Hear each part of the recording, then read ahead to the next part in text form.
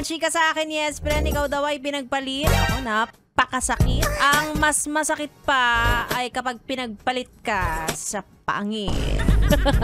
Sakit no. Parang nakakabawas ng pagkatao. Charot. Lagi nating sinasabi na ng mga tao sa paligid natin na kapag nakita nila yung pinalit sa atin, hindi kagwapuhan at kagandahan, syempre dapat automatic ang reaction ay bakit? Diba? Bakit ka pinagpalit dyan? Mas pogi ka pa rin, mas maganda ka pa rin, diba? Ano nangyari? Hindi mo ginalingan ng paggiling? Pero yun lang naman ang nakikita nilang anggulo, 'di ba?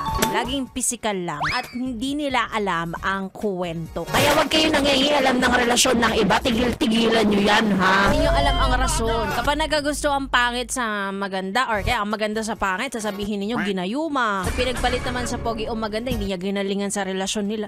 'Di ba? Kainis. Tama na ang pakikialam sa buhay ng iba. Napaghahalata na pinababayaan mo ang buhay mo, kaya nangingialam ka ng iba. Ang init agad ng ulo. Napayes ka ba sa napanood mo, yes friend? Alam mo na ang gagawin mo, ha? Hit like and subscribe. And click the notification bell para ma-update ka namin. Kung gusto mo, mag-comment ka pa. Hindi ka namin iisnabin. Go, yes, friend!